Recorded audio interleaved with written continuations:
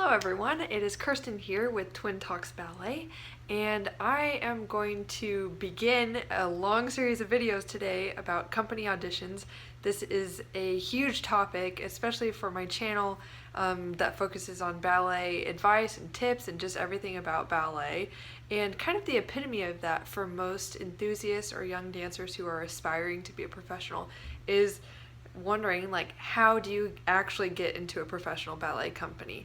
And so in this video, which is obviously the first one out of the series, I'm just going to kind of give an overview of how the system works, more or less, to see, or just to kind of share my understanding, at least, as someone who's in a company now, of, for most people, how do you start as a young aspiring dancer, or even someone who started a little bit later and who might have considerable talent or has built strength quickly, like how do they work their way up and get into a company?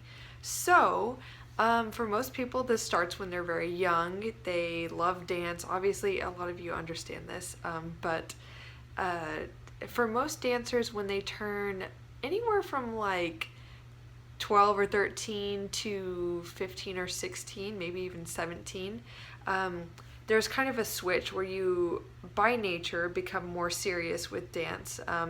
Things get more competitive as you get older. You have to choose between different activities that you are able to do, like either after school or whenever.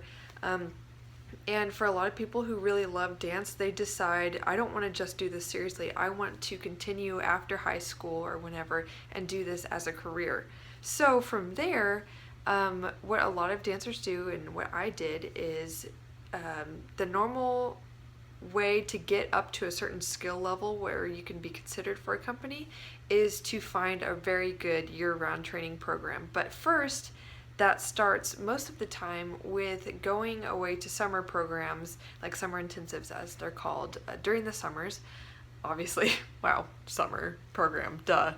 So anyway, and usually the people who tend to go to more prestigious summer programs, they're kind of at that skill level or have the sort of potential or physique or whatever where they would probably be competitive enough to get a contract eventually.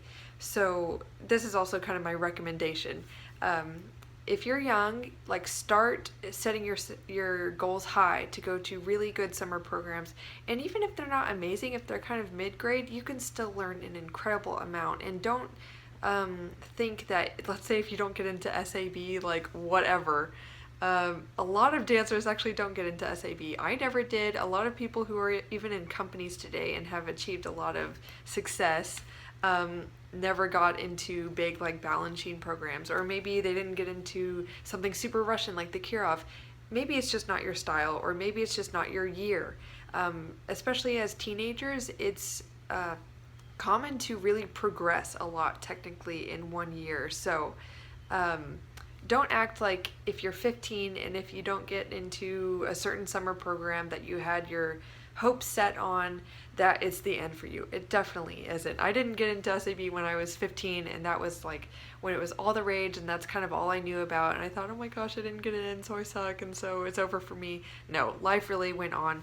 I ended up going to, my first summer program was ABT in Alabama when I was 14. I went with my twin sister, and we loved it. It was only 3 weeks, but that 3 weeks was enough to help us to, well, first, like, be around other dancers. We had never been around dancers that were outside of our studio before. So to see other young dancers who were our age and also getting really serious about ballet, maybe they didn't know if they wanted to be a professional yet, but you don't have to. It's like, at that age, you can kind of just have the mindset that I really like this and I want to be the best I can be. So being in that environment and hearing and learning from teachers who had amazing careers, and different perspectives from the teachers I had at home, that was huge. And so my sister and I really took those 3 weeks of learning and applied it throughout the whole year, even though we didn't go away to like a professional school for a year-round training program until we were 17.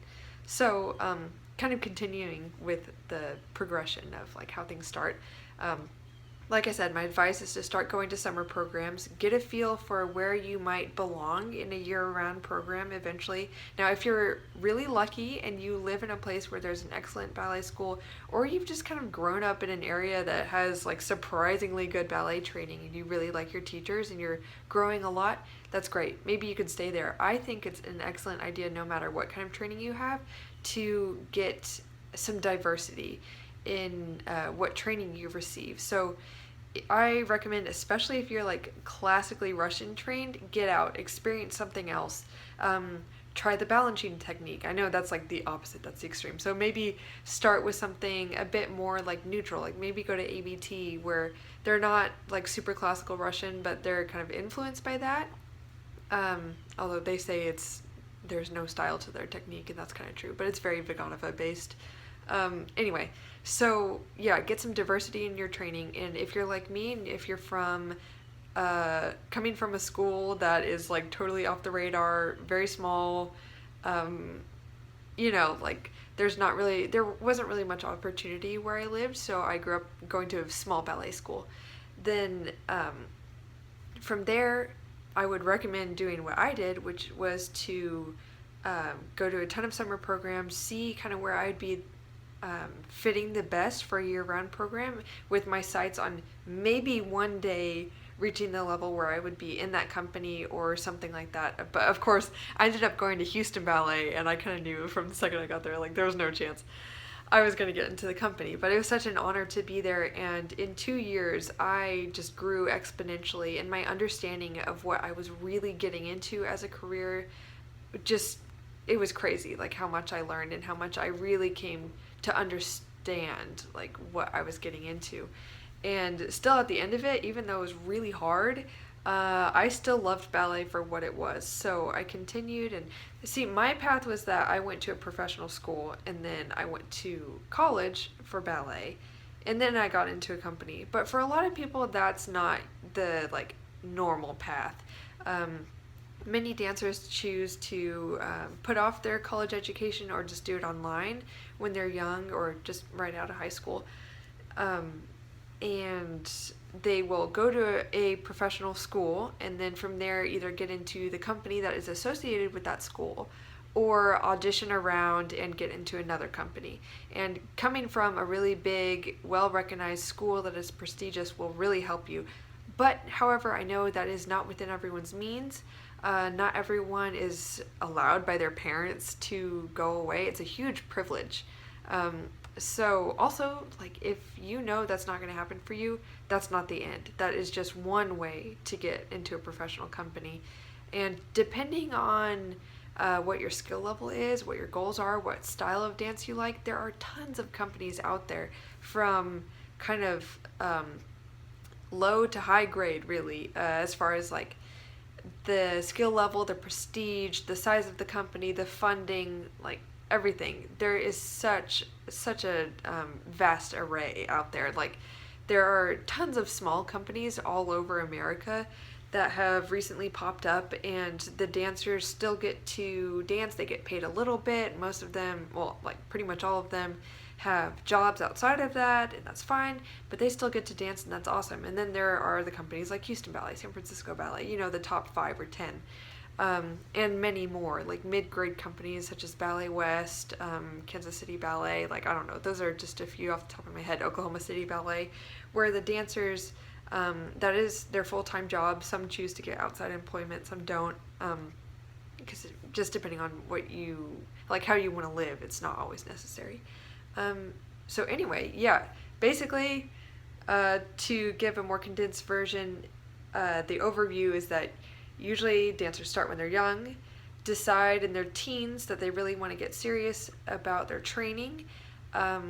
They'll go to summer programs. I recommend a variety, unless you find, there are a few dancers I've known that have found like one summer program where they really fit in there, the faculty really likes them, and express that there is a good chance they'll get into the company. I have a friend who's in San Francisco Ballet now. Hey Maggie, if you're watching this, probably not, but like, hi. So anyway, she went to the San Francisco Ballet summer program for several years and ended up getting in the company. So she didn't really dabble around much. And for me, I really did.